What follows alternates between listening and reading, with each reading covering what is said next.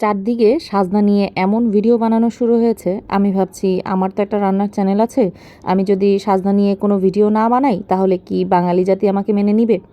Facebook খুলি কিংবা YouTube খুলি, বিশেষ করে যেই চ্যানেলগুলা হচ্ছে রান্নার ভিডিও করে সেই সবগুলা রান্নার ভিডিও চ্যানেলে দেখছি সাজনার মহা উৎসব চলছে। সাজনা কিন্তু আমার কাছে একদমই ভালো লাগে না। সাজনা যেভাবে বানাচ্ছে কিংবা যেই রেসিপিগুলোই তৈরি করুক না কেন, সবগুলা রেসিপির মধ্যে আমার কাছে আমার রেডি করা এই রেসিপিটা খুবই ভালো লাগে। সাজনা আসলে খুবই জনপ্রিয় একটা খাবার। তার চেয়ে সবচাইতে বড় কথা, মানে যেই কথাটা না বললেই না, এই খাবারটাও আমাদের অপছন্দ থাকা সত্ত্বেও খেতে হয়। কেন বলুন তো? সাজনার কিন্তু ভয়াবহ গুণ আছে। শরীরের ব্যথা বেদনা বলেন কিংবা অন্য যে কোনো ধরনের অসুখ বলেন না কেন, সেই সব ধরনের রোগ অসুখ বিসুখ থেকে সাজনা কিন্তু আমাদের খুব ভালোই সাপোর্ট দিয়ে রাখে। আর সেই জন্যই চিন্তা করছি আজকে আপনাদের সাথে সাজনার একটা নতুন এবং ইউনিক রেসিপি শেয়ার করব।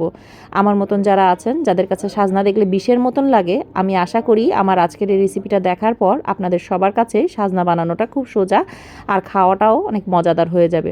যদিও এই রেসিপিটা অনেকে অনেকভাবে রেডি করে রাখে, বাট আমি যে প্রসেসে করি সেই প্রসেসটাই আপনাদের সাথে শেয়ার করছি।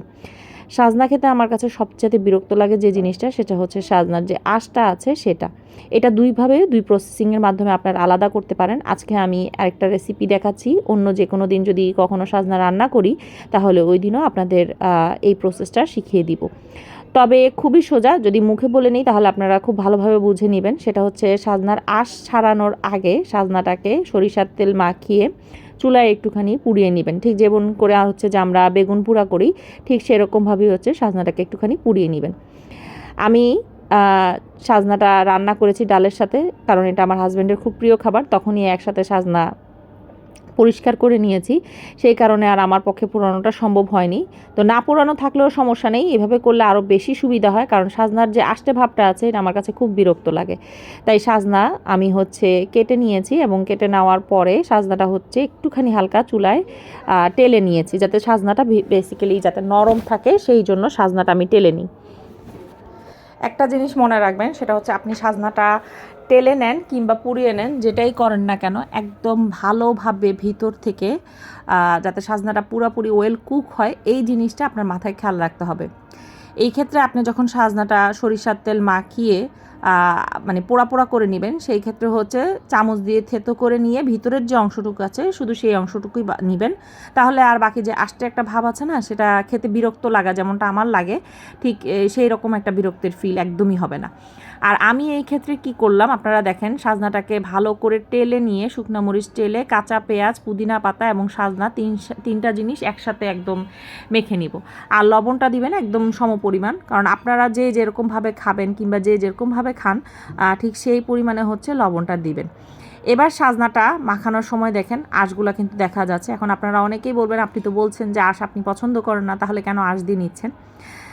আমি থেতো করে নেওয়ার সময় বেশ কিছু আঁশ বাদ দিয়েছি, আর এখন বেশ কিছু আঁশ হচ্ছে আমি বাদ দিয়ে দিব। বেছে বেছে মাছের কাঁটা যেভাবে আমরা বের করে নিই, ঠিক সেভাবে হচ্ছে আমরা সাজনার ভিতরে যে আঁশটা আছে সেই জিনিসটা বাদ দিয়ে দিব। আমার কাছে এই জিনিসটা খুবই বিরক্ত মানে একদম বিরক্ত লাগে। যেমন আমি আখের শরবত যেটা থাকে না, আখ কিংবা ইক্ষু যেটাকে বলে, সেটার শরবতটা আমি খাই, বাট আমি কখনো না চিবিয়ে খেতে পারি না, কারণ আমার কাছে খুবই অস্বস্তি লাগে। ঠিক সেম জিনিসটা আমার সাথে হয় সাজনার ক্ষেত্রেও। আর সাজনা আমরা সবচেয়ে ভালো করে জানি যে খুবই পুষ্টিকর একটা খাবার।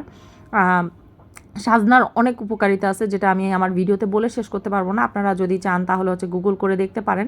তবে সবচেয়ে মেইন যে জিনিসটা, মানে যেটা সবচেয়ে বেশি ভালো এবং যে কারণে আমাকে ডাক্তার রেফার করছে যে সাজনা সময়টাতে আপনি হচ্ছে সাজনা খাবেন, সেটা হচ্ছে আমাদের গায়ে যদি বাতের ব্যথা থাকে কিংবা গিটের ব্যথা থাকে কিংবা আমার যেরকম নার্ভের প্রবলেম আছে কিংবা রগের যদি কোনো প্রবলেম থাকে, বিশেষ করে নার্ভের প্রবলেম, ব্যথার যে অসুবিধা থাকে, সেই ক্ষেত্রে হচ্ছে আপনি সাজনাটা বেশি করে খাবেন।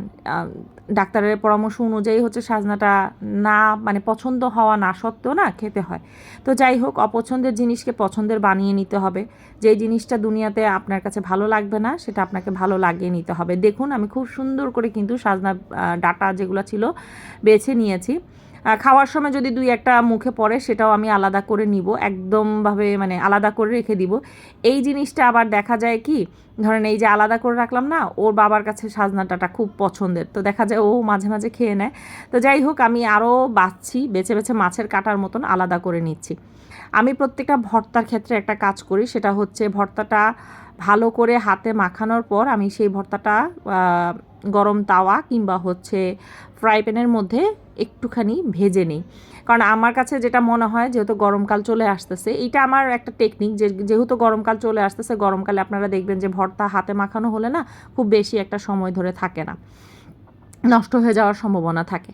তো সেই কারণে হচ্ছে আমি গরম তেলে ভর্তাটা মাখানোর পর আমার প্রত্যেকটা ভর্তার রেসিপিতে দেখবেন সেটা আমি তাওয়ার মধ্যে আগে থেকেই হচ্ছে গরম করে নিই। যাই হোক, একদম গরম গরম ভাপে উঠানো টমেটো, এটাও আমি হালকা একটুখানি করে তেলে নেওয়া কিংবা ভেজে নেওয়া, যেটাই বলেন না কেন, সরিষার তেল দিয়ে করে নিতে পারেন। আমি আর এক্সট্রাভাবে সরিষার তেল বাড়তি দিচ্ছি না। আমি সাজনা থেকে শুরু করে শুকনা মরিচ থেকে শুরু করে টমেটো সব কিছুই হচ্ছে সরিষার তেলে ভেজে নিয়েছি।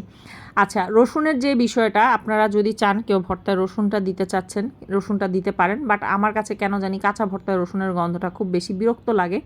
তবে হ্যাঁ, রসুন খাওয়ার উপকারিতা আছে, খাওয়া যায়, বাট কেন জানি আমার কাছে ভর্তার মধ্যে রসুনটা, মানে ভাতের সাথে রসুনটা আমার কেন জানি সহ্য হয় না।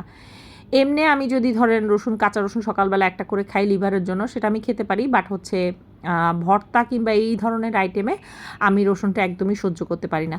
যাই হোক, কথা বলতে বলতে আমার অলরেডি ভর্তা বানানো কমপ্লিট হয়ে গেছে। এটার মধ্যে একদম সিম্পল জিনিস, আপনারা যদি এখানে কেউ আলু অ্যাড করতে চান আলু অ্যাড করতে পারেন, আর আমি যেভাবে টমেটো অ্যাড করেছি সে জায়গায় টমেটোর বদলে আপনারা চাইলে বেগুনও অ্যাড করতে পারেন। বাট এই দুটা জিনিস হচ্ছে যে টালা বেগুন কিংবা হচ্ছে টালা টমেটো এটা দিবেন, আর আলুটা সিদ্ধ করে অ্যাড করতে পারেন। তবে আলু সিদ্ধর থেকে আমার কাছে সবচেয়ে বেস্ট লাগে হচ্ছে টমেটো কিংবা বেগুন দিয়ে খেতে।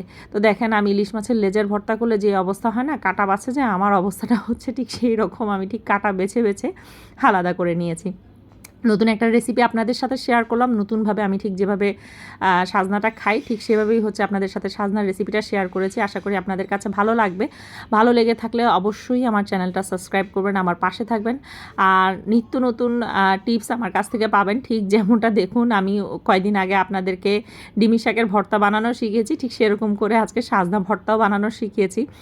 এটা অনেকেই খায়, এটা যে আমার নতুন করা কিংবা নতুন রেসিপি তা কিন্তু না। যাই হোক, আমার এই ভর্তা রেসিপিটা আপনাদের কাছে কেমন লেগেছে সেটা অবশ্যই বলবেন, আর এভাবে ট্রাই করে দেখবেন কেমন মজা হয়। ভালো থাকবেন সবাই, দেখা হবে নেক্সট ভিডিওতে। আল্লাহ হাফেজ।